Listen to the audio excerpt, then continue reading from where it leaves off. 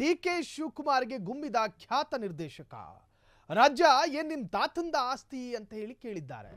ಡಿಕೆಗೆ ಮಾತಿನಿಂದಲೇ ಬಡಿದ ನಿರ್ದೇಶಕ, ಬಾಯಿಗೆ ಬಂದ ಹಾಗೆ ಮಾತಾಡಬೇಡಿ ಎಂದ ಡೈರೆಕ್ಟರ್, ನೆಟ್ಟು ಬೋಲ್ಟು ಟೈಟ್ ಮಾಡೋ ಅಗತ್ಯವಿಲ್ಲ ಎಂದ ನಿರ್ದೇಶಕ.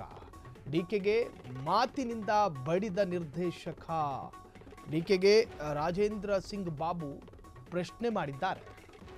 ರಾಜೇಂದ್ರ ಸಿಂಗ್ ಬಾಬು ಡೈರೆಕ್ಟರ್, ಅವರೊಬ್ಬರು ನಿರ್ದೇಶಕರು, ಕನ್ನಡದ ಖ್ಯಾತ ನಿರ್ದೇಶಕರು, ಅನೇಕ ಸಿನಿಮಾಗಳನ್ನು ನಿರ್ದೇಶಿಸಿರುವಂತಹ ಅನುಭವ ಇರುವಂತಹ ಖ್ಯಾತ ನಿರ್ದೇಶಕ ರಾಜೇಂದ್ರ ಸಿಂಗ್ ಬಾಬು ಈಗ ಡಿಕೆಗೆ ಡಿಚ್ಚಿ ಕೊಟ್ಟಿದ್ದಾರೆ. ಡಿಕೆಗೆ ಗುಮ್ಮಿದ ಖ್ಯಾತ ನಿರ್ದೇಶಕ.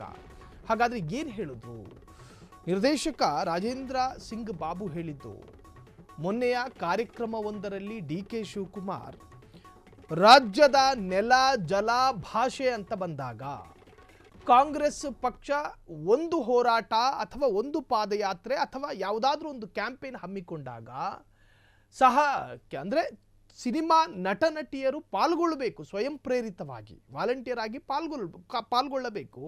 ಇನ್ವಿಟೇಷನ್ಗೆ ಕಾಯಬಾರ್ದು, ಅಥವಾ ಆಹ್ವಾನ ಕೊಟ್ಟರೆ ಸಾಕಷ್ಟು ನಟ ನಟಿಯರು ಅದನ್ನು ಅವಾಯ್ಡ್ ಮಾಡ್ತಾರೆ. ದುನಿಯಾ ವಿಜಯ್ ಮತ್ತು ಸಾಧು ಕೋಕಿಲರನ್ನು ಹೊರತುಪಡಿಸಿ ಉಳಿದ ನಾಯಕ ನಟರು ಪಾಲ್ಗೊಳ್ಳೋದಿಲ್ಲ. ನಮಗೆ ಗೊತ್ತಿದೆ ನೆಟ್ಟು ಬೋಲ್ಟು ಎಲ್ಲಿ ಲೂಸ್ ಮಾಡಬೇಕು, ಎಲ್ಲಿ ಟೈಟ್ ಮಾಡಬೇಕು ಅಂತ ಹೇಳಿ ಒಂದು ಮಾತನಾಡಿದ್ರು, ಒಂದು ಭಾಷಣ ಅವರದಾಗಿತ್ತು. ಅದಾದ ನಂತರ ಭುಗಿಲೆದ್ದ ಆಕ್ರೋಶಕ್ಕೆ ಡಿಕೆ ಶಿವಕುಮಾರ್ ನಿಜಕ್ಕೂ ಕೂಡ ಆ ಒಂದು ಹೇಳಿಕೆಯನ್ನು ಸಮರ್ಥನೆ ಮಾಡಿಕೊಂಡೇ ಬಂದಿದ್ದಾರೆ.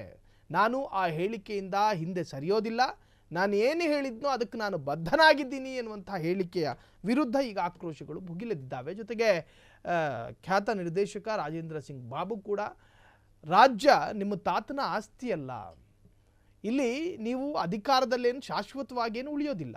ಜನ ಯಾವಾಗ ನಿರ್ಧಾರ ಮಾಡ್ತಾರೋ ಆಗ ನೀವು ಕೆಳಗಿಳಿಬೇಕು, ಜನ ಯಾವಾಗ ತೀರ್ಮಾನ ಮಾಡ್ತಾರೋ ಆಗ ನೀವು ಅಧಿಕಾರಕ್ಕೆ ಏರಬೇಕು. ಹಾಗಾಗಿ ಮಾತಿನ ಮೇಲೆ ನಿಗಾ ಇರಲಿ, ಬಾಯಿಗೆ ಬಂದ ಹಾಗೆ ಮಾತನಾಡಬೇಡಿ.